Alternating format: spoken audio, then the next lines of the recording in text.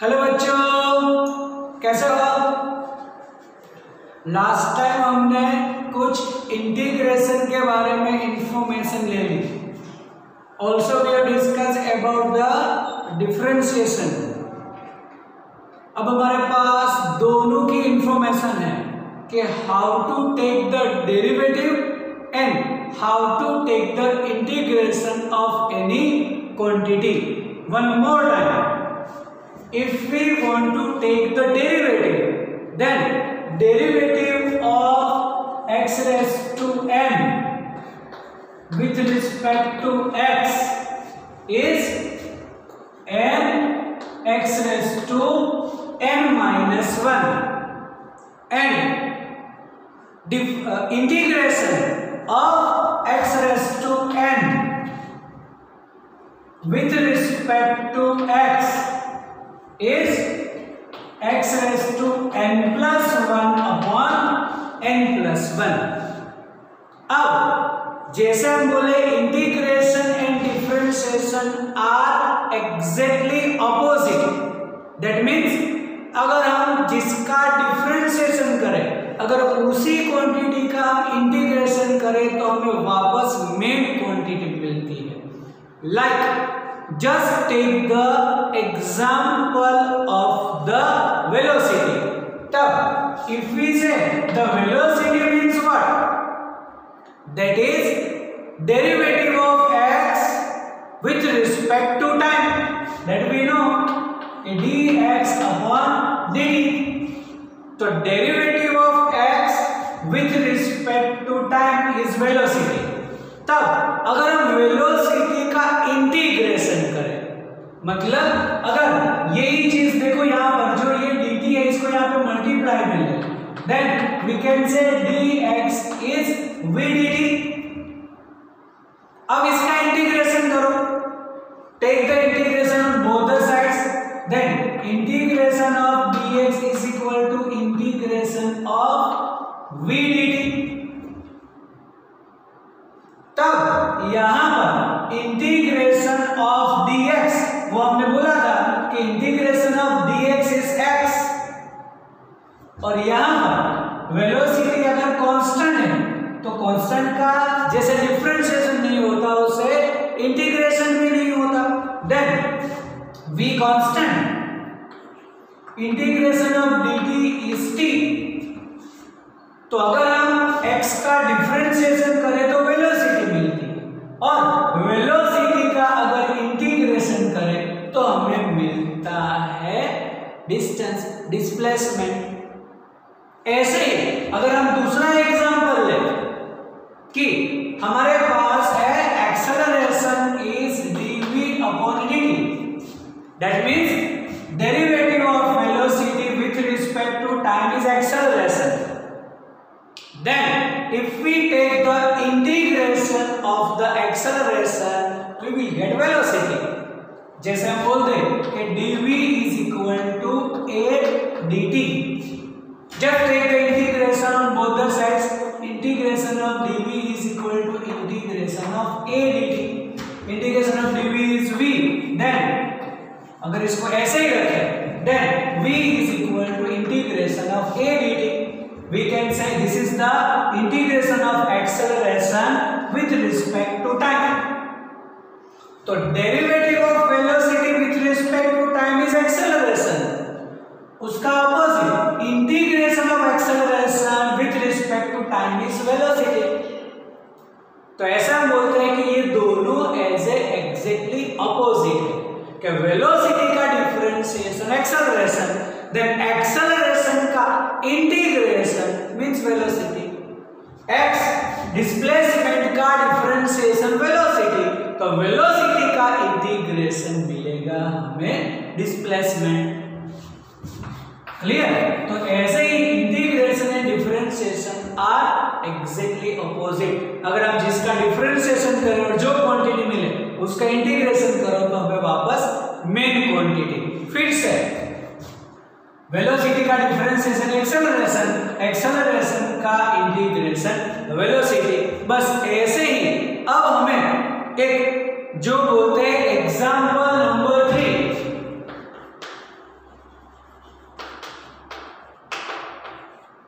3.3 कि जिसमें बोला है कि using calculus method just derive the equations of motion. Already हमने इक्वेशंस ऑफ मोशन डिराइव करके रखा है यूजिंग ग्राफिकल मेथड। तो there are two methods to derive equations of motion, one graphical method, another calculus method.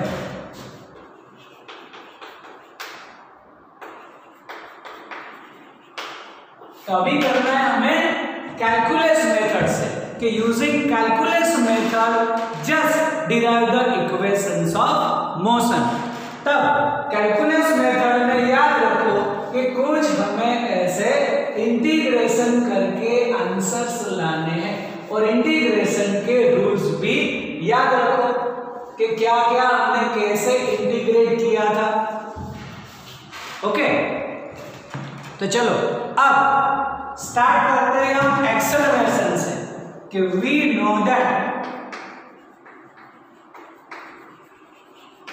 Acceleration A is equal to dv upon dt. We know that derivative of velocity with respect to time is acceleration. Then we can say dv is equal to a dt. Now take the integration on both the sides. We can say taking integration on both the sides means integration of dv is equal to integration of a dt.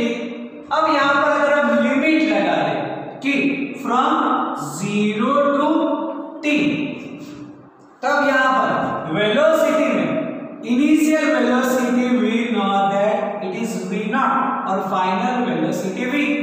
तो यहां पर हमने जो limit वाला integration है वो भी कर रखा है, उसके भी रूल्स हमें पता है। Then if we take the integration of acceleration with respect to time we will get velocity. तो देखो अब वेलोसिटी dv का इंटीग्रेशन तो v होता है और जब भी लिमिट होगी उसको हम ऐसे स्क्वायर ब्रैकेट में रखते हैं और फिर उसको राइट हैंड साइड में from v not to v। यहां पर जो एक्सेलरेशन वो तो कांस्टेंट है, जो भी हमने इक्वेशंस डिराइव की है आइदर ग्राफिकल मेथड और calculus method for constant acceleration. तो एक्सेलरेशन कांस्टेंट है तो वो तो a as it is रहेगा। अब only integration of dt, then integration of dt is t from 0 to t. Now we know that the next step is upper limit minus lower limit, मतलब v की जगह पर तो v लिखना है, upper limit minus lower limit में in place of v v naught is equal to a and upper limit minus lower limit मतलब t minus 0। अब माइनस 0 है कुछ फर्क नहीं पड़ता, v minus v not is equal to ad। Therefore the equation is v is equal to v not plus ad। This is the first equation of motion. Clear? तो जैसे हमने graphical method में भी यही इक्वेशन डिराइव किया है, equation of motion कि v is equal to v not plus ad। Using calculus method मतलब इंटीग्रेशन से भी हमें सेम फॉर्मूला मिलती है, v is equal to v not plus ad। चलो अब सेकंड इक्वेशन डिराइव करनी है फॉर द डिस्प्लेसमेंट। तो डिस्प्लेसमेंट के लिए हमें पता है कि derivative of displacement with respect to x is velocity. तो बोल सकते हैं कि now the v is equal to dx upon dt. Therefore, what we can say dx is equal to that is v dt. Okay. अब यहां पर in place of v ये हम रख सकते हैं, v की जगह पर क्या लिखेंगे v नॉट प्लस ad। तब ये dx in place of v we can say v naught plus at। तो यहां पर रीजन हम बोल सकते हैं कि फ्रॉम इक्वेशन 1। अब करना है दोनों साइड इंटीग्रेशन कर दो, taking integration on both the sides, therefore integration of dx is equal to integration of v naught plus at dt। अब विथ रिस्पेक्ट टू टाइम है तो बोल सकते हैं चलो फ्रॉम 0 to t का करें, तो यहां पर जैसे हमने बोला यहां पर वेलोसिटी इनिशियल v नॉट से फाइनल v, ऐसे इसका डिस्टेंस तो उसकी position from x not to x बोल सकते हैं कि इनिशियल से final position. Then what is the integration of dx? x from initial to final x not to x is equal to, अब देखो राइट हैंड साइड में दो terms है हमारे पास, तो दोनों का हम अलग अलग इंटीग्रेशन कर सकते हैं। लाइक ऐसा बोल सकते हैं कि from 0 to t v naught dt, क्योंकि इंटीग्रेशन v नॉट का हुआ with respect to dt, plus integration from 0 to t a t का integration with respect to dt। आया समझ में? जैसे ये है, इसको पहले तो चलो ब्रैकेट ओपन कर दो तो dt यहां पर भी मल्टीप्लाई होगा और यहां पर भी होगा, फिर इंटीग्रेशन दोनों का लेगा तो v नॉट dt और a t dt। चलो अब इंटीग्रेशन करें हम, ये तो इंटीग्रेशन हुआ, बोलेंगे upper limit minus lower limit that is x minus x naught is equal to, देखो इनिशियल वेलोसिटी कांस्टेंट होती है, तो इनिशियल वेलोसिटी कांस्टेंट है तो कांस्टेंट का इंटीग्रेशन नहीं होता, तो ओनली dt, तो dt का इंटीग्रेशन t, मतलब v not integration of dt is t from 0 to t plus ये से यहां पर a is dt, और इंटीग्रेशन किसका हुआ? t dt का फ्रॉम 0 to t, तो ये x minus x not v not. अब यहां पर बोलेंगे upper limit minus lower limit that is only t minus 0 करो, वैसे t ही रहेगा, plus a what is the integration of t with respect to dt, तो t है तो पावर 1 होता है वैसे, तब क्या होता है x rise to n plus 1 upon n plus 1, मतलब 1 है ऑलरेडी, तो ये इसका इंटीग्रेशन होगा t square by 2 from 0 to t। याद करो x raise to n plus 1 upon n plus 1, तब 1 पावर है ऑलरेडी, कुछ पावर ना हो तो 1 तो होता ही है t का, तो 1 plus 1 2 by 2 t square by 2, तब ये हुआ x minus x naught is equal to v naught t plus a upper limit minus lower limit, तो ये होगा t स्क्वायर बाय 2, t की जगह पर तो t minus 0, therefore x minus x not it is v naught t plus, ऐसा लिख सकते हैं हाफ a t स्क्वायर, क्योंकि हाफ a t स्क्वायर 0 है वो तो 0 ही रहेगा, लिखने की कुछ रिक्वायरमेंट है नहीं। अब x माइनस x नॉट को हम डिस्प्लेसमेंट बोल सकते हैं, this is the displacement, initial से फाइनल तक गया, then what is the displacement is x minus x naught, then d is equal to v naught t plus half a t square, this is the second equation of motion। Graphical method easy होती है क्योंकि उसमें direct हमें displacement मिलता है by taking the area of the graph, लेकिन calculus method में integration के रूल्स यूज करने पड़ते हैं। अदरवाइज यही इक्वेशन को हम अगर x नॉट को यहां पर ले जाए then x is equal to x naught plus v naught t plus half a t square भी लिख सकते हैं। This is the final position. Initial जो है वो फाइनल पोजीशन की इक्वेशन ये हो गई। चलो एक और इक्वेशन बाकी बची और वो हमें स्टार्ट करना है अगेन एक्सेलरेशन से। तो ये वाला ऐसे जहां जहां हम ऐसे आगे बढ़ते जाए तुम्हें लिखते जाना है। वीडियो पॉज करके इतना पहले लिख दो क्योंकि अभी न्यूमेरिकल बाकी है। चलो अब यहां से once again we can say now acceleration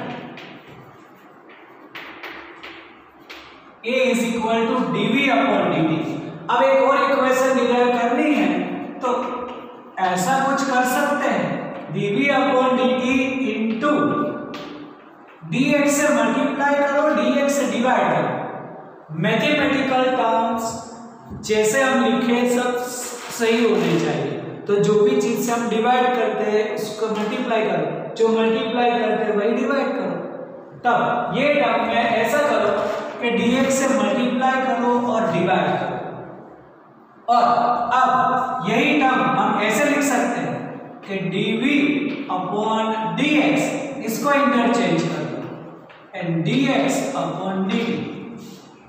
अब ये डिवीजन में ही है और वैसे मल्टीप्लिकेशन में है तो इसको हम आगे पीछे कर सकते हैं।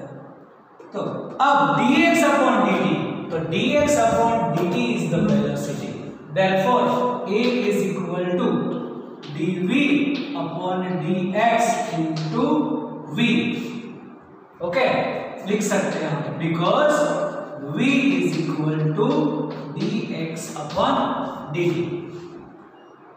अब यहां पर इसको थोड़ा रीअरेंज करो, मतलब the next step is a is equal to v dv upon dx। इसको तुम ऐसा नहीं लिख सकते कि dv स्क्वायर। देखो अगर तुमने नेक्स्ट स्टेप में ऐसा लिख दिया कि a is equal to dv square upon dx, ये गलत होगा। क्यों?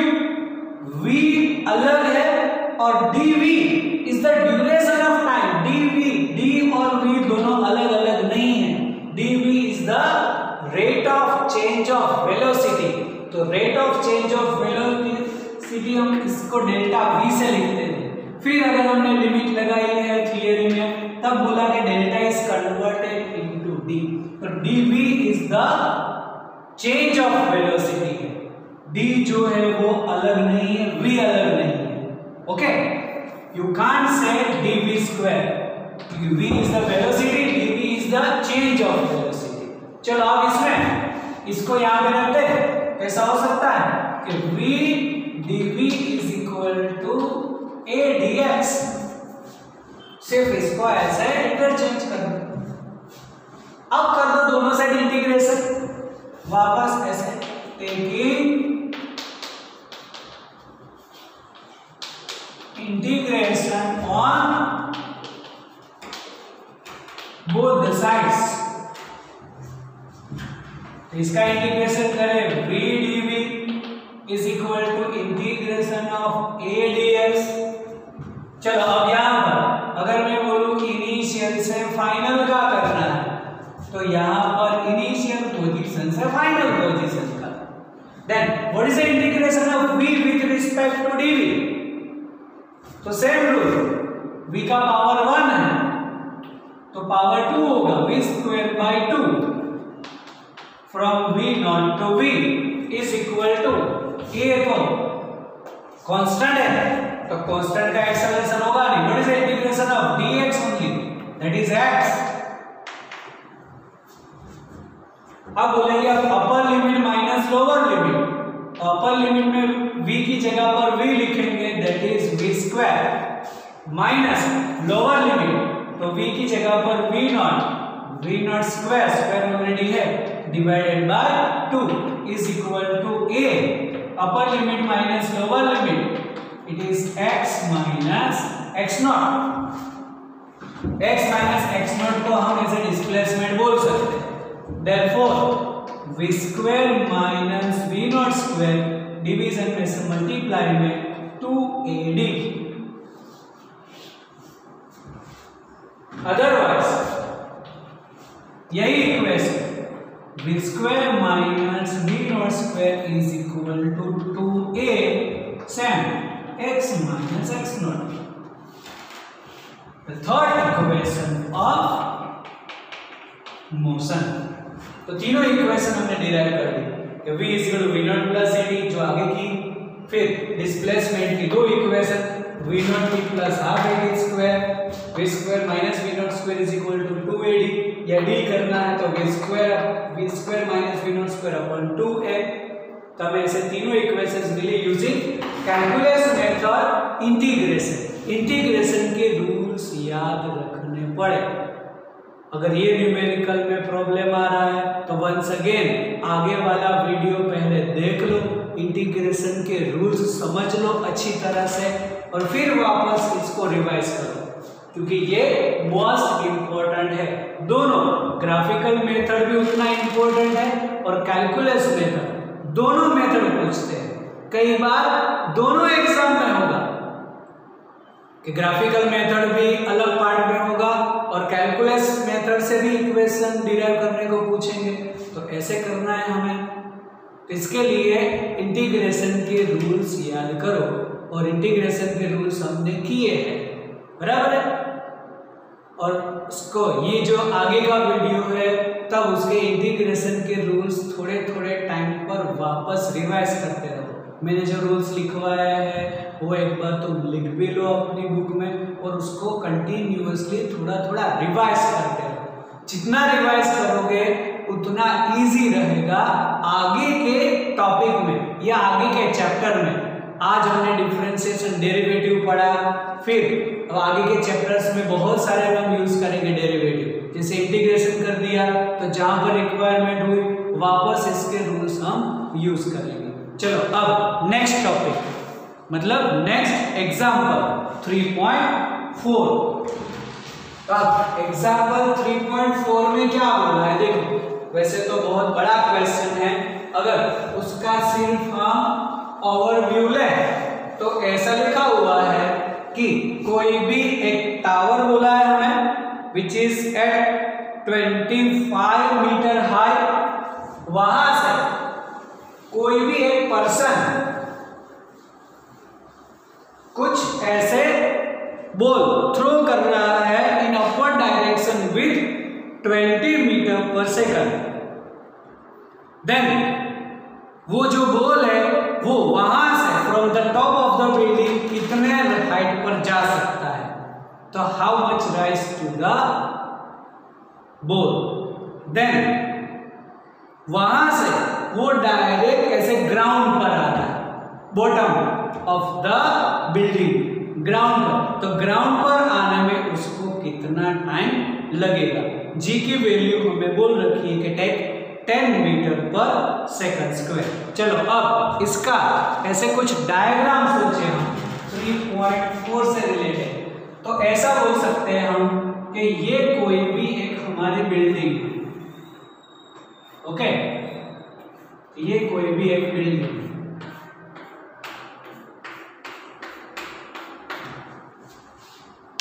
जिसकी हाइट हमें बोल रखी है यहां से यहां तक 25 मीटर है। और यहां से कोई पर्सन, तुम ही ले लो, तुम यहां पर खड़े हो on the top of the building, मतलब एक 25 मीटर हाई पर, और यहां से you are sending a ball in upward direction with 20 metre per second. इसका मतलब कि इसकी ये इनिशियल वेलोसिटी हो गई 20 मीटर पर सेकंड। तब बोला है कि वो बॉल है वो कितनी हाइट पर जा सकता है। मतलब मैंने यहां से कोई भी ऑब्जेक्ट है ऐसे जो बॉल मतलब चौक है वो उसको ऐसे ऊपर फेंकूं तो ऐसे वो कितनी हाइट पर जा सकता है, तो मैक्सिमम हाइट, चलो मैं बोल दूं कि यहां से यहां तक वो एज हाइट तक जा सकता है। जहां पर मैक्सिमम गया वहां पर उसकी फाइनल वेलोसिटी वेलोसिटी तो जीरो हो जाएगी, क्योंकि जैसे हम कोई भी ऑब्जेक्ट को फेंकेंगे वो कहां तक मैक्सिमम जा सकता है, तो मैक्सिमम गया वहां पर तो उसकी वेलोसिटी जीरो होगी। और फिर वही जो बॉल है वो यहां से नीचे आ रहा है, तो नीचे आने में उसको ऐसे, तो यहां से ऊपर जाने का टाइम और मैक्सिमम से नीचे आने का टाइम, उसका टोटल टाइम हमें कंसीडर करना है कि then how much time it will strike to the ground. दो पार्ट में हमें ये क्वेश्चन पूछा है, उसको हम दो पार्ट में कैलकुलेट कर देंगे। क्वेश्चन आया समझ में? Once again, the height of the tower is 25 metre. कोई पर्सन खड़ा है, चलो तुम ही खड़े हो ऐसे, फिर you are throwing a ball from top of the tower with 20 metre per second in upward direction. इतनी सिचुएशन बोली है और जी की वैल्यू हमें 10 मीटर पर सेकंड स्क्वायर लेने को बोला इंस्टेड ऑफ 9.8, वो तो हम 10 कंसीडर कर देंगे। तब क्वेश्चन में बोला है कि how much rise the ball, कितनी हाइट तक जाएगा, तो जहां तक हम मैक्सिमम बोल रहे वहां पर उसकी फाइनल वेलोसिटी जीरो, और फिर कितने टाइम में वो ग्राउंड पर स्ट्राइक होगा, तो हमें इसकी कैलकुलेशन करनी है। चलो, तो अब अगर हम फर्स्ट पार्ट में बोल दे तो initial velocity is 20 metre per second और फाइनल वेलोसिटी इज जीरो, तो वो कितनी हाइट कवर करता है, h, तो बोल सकते हैं कि सपोज बॉल reach the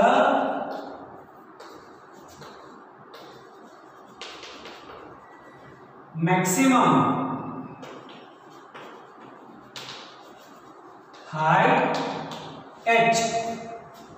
अब देखो ये अपवर्ड जा रहा है, तो अपवर्ड डायरेक्शन में हम पॉजिटिव कंसीडर करते हैं, तो h पॉजिटिव, वेलोसिटी भी पॉजिटिव, लेकिन जो ग्रेविटेशनल लग रहा है वो हमें नेगेटिव लेना पड़ेगा। हमारे पास फॉर्मूला है, अब देखो हमें फाइंड करना है h और दे रखा है हमें ऐसे वेलोसिटी, तब फॉर्मूला हम यूज करेंगे v square minus v not square is equal to 2ad। Here d is equal to h, तब बोल सकते हैं a is equal to minus g, क्योंकि अपवर्ड डायरेक्शन में ग्रेविटेशन अपवर्ड पॉजिटिव, तो डाउनवर्ड डायरेक्शन में जो ग्रेविटेशन लग रहा है उसको हमें नेगेटिव लेना पड़े, तब फाइनल तो जीरो माइनस इनिशियल 20 का स्क्वायर और ये 2, और a की वैल्यू मतलब 10 है, लेकिन माइनस जी इसलिए माइनस 10 करेंगे, और h तो हमें चाहिए, देयरफॉर ये वैसे -20 होगा, नेगेटिव नेगेटिव पॉजिटिव, तब ऐसा बोल सकते हैं कि 20 का स्क्वायर, तो 20 इंटू 20 कर दो, और ये मल्टीप्लाई में से डिवाइड में आएगा 20, therefore h is equal to 20 metre. मतलब whenever you are sending a ball with 20 meter per second in a gravitational force, then its cover the distance is equal to 20 meter। हमें first का answer मिल गया, मतलब यहाँ से ये height हो गई अब हमारे लिए 20 मीटर। तब अब जब भी वो यहाँ से यहाँ आएगा तो कितना डिस्टेंस कवर करेगा वो 45 मीटर, तो यहां से यहां आने का टाइम, और अब हमें करना पड़े बॉल यहां से ये जो हाइट 20 मीटर हाइट कितने टाइम में कवर करता है ना, टाइम भी हमें कंसीडर करना है। तो अब जो टोटल टाइम है उसको दो पार्ट में डिवाइड कर देंगे, time required to achieve maximum height, मतलब time required to cover 20 meter distance, and then time required to cover 45 metre distance, क्योंकि अब वो ऊपर से नीचे आएगा। तब जो सेकंड पार्ट है उसमें टोटल टाइम हम दो पार्ट में कैलकुलेशन करेंगे, total time calculated by 2 ways। First बोल देंगे T1 time required to cover 20 meter distance, okay, and second T2 time required to cover 45 metre distance. तो पहले T1 क्या करते हैं, तो T1 के लिए क्या होगा, initial velocity v0, final velocity 0, acceleration जो 10 है वो डाउनवर्ड में और डिस्टेंस कितना कवर किया, जो मिला हमें 20। तो फॉर्मूला है हमारे पास यूजिंग, फर्स्ट के लिए करते इसलिए पहले 1 करके करेंगे, using v is equal to v0 plus 80। तब ये v0 और अब यहां पर एक ही जगह पर हमें माइनस जी करना पड़े, देयरफॉर ये होगा -10 T1। तब फाइनल वेलोसिटी तो 0, initial velocity is 20 -10 T1, therefore इसको इधर ले आया तो 10 T1 is equal to 20, T1 is equal to 2 second. Clear? तो हमें यहां से यहां तक का टाइम मिल गया 2 सेकंड। अब यहां से यहां तक का जो मिले उसको फिर ऐड कर देंगे तो टोटल टाइम मिलेगा। अब सेकंड के लिए तो 45 मीटर डिस्टेंस कवर करने के लिए कितना टाइम लगेगा, तब यहां पर इसकी इनिशियल जो फाइनल होगी वो यहां पर इसकी इनिशियल वेलोसिटी, तो अब सेकंड के लिए हमें इसकी इनिशियल वेलोसिटी 0 कंसीडर करनी पड़ेगी। अब जो डिस्टेंस है वो भी नेगेटिव है, मतलब -45 लेंगे और एक्सेलरेशन है वो भी -g लेंगे, मतलब -10 मीटर पर सेकंड स्क्वायर। तब हमें टाइम मिल जाएगा।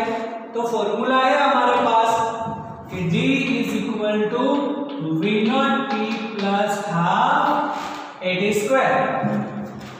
कितना कवर किया डिस्टेंस, 45। अब देखो हमने आगे भी बोला था थियरी में कि अगर दोनों नेगेटिव डायरेक्शन, दोनों डाउनवर्ड में है, डिस्प्लेसमेंट एनजी दोनों पॉजिटिव लोगे तो भी चलेगा। यहाँ पर नेगेटिव लिया है, देखते हैं दोनों नेगेटिव पॉजिटिव ही हो जाएगा तो -45। अब इनिशियल तो 0 है, प्लस ये हो गया हमारे लिए -10/2 और इसको हमने टाइम t2 बोला है तो t2 स्क्वायर। तो देखो क्या हुआ, ये तो 0 है इसीलिए ये माइनस, प्लस माइनस माइनस ही रहेगा और माइनस माइनस प्लस हो गया। अगर हमने डायरेक्ट पॉजिटिव लिया होता तो दोनों पॉजिटिव। क्लियर? इसकी कैलकुलेशन में यहां पर ही कर दो तो ये हमारे लिए 45 is equal to 10/2, it is 5t2 square.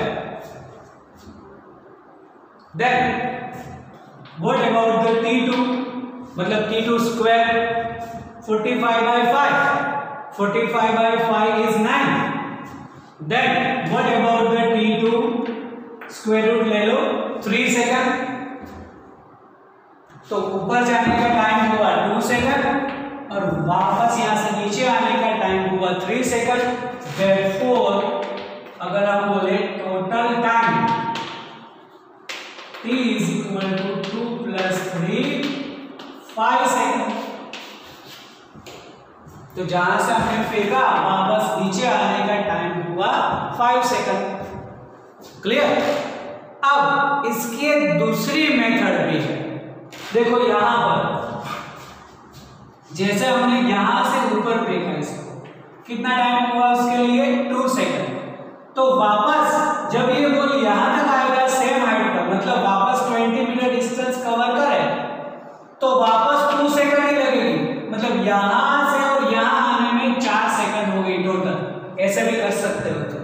फिर यहां से यहां का डिस्टेंस कितना 25, तो यहां से यहां का जो डिस्टेंस 25 कंसीडर करो और वापस इनिशियल वेलोसिटी 20 हो जाएगी, मतलब जहां से तुम फेंक रहे हो ऑब्जेक्ट को और वापस तुम्हारे हाथ में आएगा विद द सेम वेलोसिटी, और असेंडिंग टाइम डिसेंडिंग टाइम दोनों सेम रहता है। तो यहां से यहां का टाइम 2 सेकंड वो तो हमने किया, फिर ये जो है उसका सेकंड पार्ट होगा, यहां से यहां का टाइम वापस 2 सेकंड मतलब 4 सेकंड हो गया। तो अब ये इसकी वेलोसिटी 20 हो गई, तो यहां से यहां तक मतलब 25 मीटर डिस्टेंस कवर करने में उसको 1 सेकंड ही लगेगी। You can do by yourself. बस डिस्प्लेसमेंट कितना है 25, इनिशियल वेलोसिटी इज 20, तो यहां पर 20 करना पड़ेगा, 25 करना पड़े और t2 स्क्वायर। फिर इसको ऐसे क्वाड्रेटिक इक्वेशन से सॉल्व करो, डायरेक्ट तुम्हें इसका आंसर मिल जाएगा कि 1 सेकंड ही आएगा। जो पॉजिटिव 2 सेकंड आएगी, एक नेगेटिव आएगी दूसरी पॉजिटिव आएगी, नेगेटिव टाइम पॉसिबल नहीं है, तो 1 सेकंड आएगा, तब 2 + 2 + 1 5 सेकंड ही मिलेगा। 1 सेकंड। देखो सेकंड मेथड में क्या है कि जहां से तुम फेंको और वापस वहां तक की अगर वो आएगा तो उसको time ascending descending time same लगता है, तो 2 तो हमें करना ही है, तो 2 + 2 4 सेकंड। फिर जहां तक आता है वहां पर उसकी वेलोसिटी सेम हो जाती है, मतलब 20 मीटर पर सेकंड होगी इनिशियल, और उसको रिमेनिंग डिस्टेंस का आपको 25 लेना पड़ेगा। ऊपर से कंसीडर करो तो 45, यहां से कंसीडर करो तो वापस 25 मीटर लगेगा, तब हमें इसका ऐसे 1 सेकंड ही टाइम मिलेगा। तो ऐसे तुम इसको कैलकुलेट कर सकते हो। 2 मेथड है, यहां से 2 मेथड एज यू विश, तुम्हें जो अच्छी लगे हो। इजी मेथड ये है, इसमें थोड़ा तुम्हें वापस क्वाड्रेटिक इक्वेशन लगाना पड़ेगा, इसलिए थोड़ा लंबा कैलकुलेशन, हार्ड नहीं, इसको हम हार्ड नहीं बोल सकते। चलो अब नेक्स्ट जैसे 3.5 के लिए तो पढ़ो क्वेश्चन 3.5 क्या है। व्हाट इज इन 3.5 कि हमें कोई भी एक फ्री फॉलिंग बोला है और हमें इग्नोर करना है एयर रेजिस्टेंस, तब इसका ऐसे फ्री फॉल के लिए हमें कुछ कैलकुलेशंस मतलब सिर्फ इक्वेशंस ही लिखनी है फॉर फ्री फॉल। तो फॉर फ्री फॉलिंग बॉडी के लिए ऑलरेडी हमने डिस्कशन कर रखा है, बस उसी को वापस रिवाइज करो। तो फॉर फ्री फॉल के लिए हम बोलते हैं इनिशियल वेलोसिटी 0 और डाउनवर्ड जो है मतलब हमारा एक्सेलरेशन, द ग्रेविटेशनल एक्सेलरेशन हमें नेगेटिव कंसीडर करना है। वैसे बोल सकते हैं हम फाई के लिए कि for free fall initial velocity is 0 and acceleration is -v मतलब -9.8 metre per second square. Then what we can say about the velocity, v is equal to v0 plus 80, ये तो 0 है, तब -9.8 into t। Just remember v is equal to v0 plus 80। अगर reason में लिखना है तो याद करने के लिए लिख सकते हैं, ये तो 0, ये 9.8 -9.8 इंटू डी। चलो ऐसे ही कोई डिस्प्लेसमेंट, इसको y बोल देते हैं, डी लिखो y लिखो कोई प्रॉब्लम नहीं है। तो फॉर्मूला है v0 t plus half at square, initial तो 0, देयरफॉर हाफ at स्क्वायर मतलब 9.8/2 t स्क्वायर, जिसको तुम बोल सकते हो 4.9 t स्क्वायर, ये इसका हाफ हो जाएगा। चलो ऐसे ही displacement v square minus v0 square upon 2a, then v square upon 2 और a मतलब 9.8 तो माइनस, इसको बोल सकते हैं हम माइनस v स्क्वायर अपॉन, इसको मल्टीप्लाई करो 9.8 को 2 से तो 19.6। तो ये 3 इक्वेशंस हुई।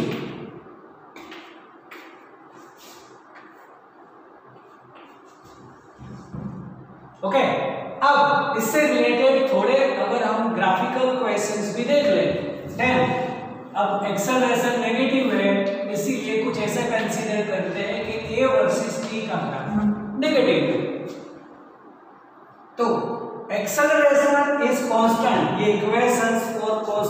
एक्सेलरेशन है, तो टाइम के साथ चेंज नहीं होगा। अगर इसकी वैल्यू यहाँ पर 10 कंसीडर करें तो थोड़ा ऊपर मीटर पर सेकंड स्क्वायर और टाइम सेकंड में, तो इसको थोड़ा ऊपर करें तो acceleration is constant. Then if you plot the graph of velocity versus time, ये मीटर पर सेकंड और ये सेकंड में, तो कांस्टेंट एक्सेलरेशन के लिए नेगेटिव में ऐसा ग्राफ होता है। This is the graph of negative acceleration. चलो ऐसे ही अगर हमें डिस्प्लेसमेंट वर्सेस टाइम का ग्राफ प्लॉट करना है, ये मीटर में और ये सेकंड में, तो उसका जो ग्राफ मिलता है कुछ हमें ऐसा नेचर मिलता है कि टाइम के साथ जो भी है डिस्प्लेसमेंट है वो बढ़ता जाता है। तो this is indicate also negative acceleration. ऊपर आएगा तो पॉजिटिव एक्सेलरेशन बोलते हैं, जी जो है वो नेगेटिव है, इसलिए नेगेटिव एक्सेलरेशन का ग्राफ हम ऐसे प्लॉट करते हैं। ओके चलो अब उसी से रिलेटेड अगर एक और एग्जांपल हम कर दें तो वो एग्जांपल है उसका एक गैलीलियो का जो भी कुछ एक ऑब्जर्वेशन है। अब चलो ये जो गैलीलियो का ऑब्जर्वेशन है, चलो वो जो है मतलब अब हमारे 3 एग्जांपल्स बाकी है इससे रिलेटेड, वो हम नेक्स्ट टाइम में करेंगे क्योंकि थोड़ा बहुत ज्यादा टाइम इसमें हो चुका है, तो we will go for the next lecture.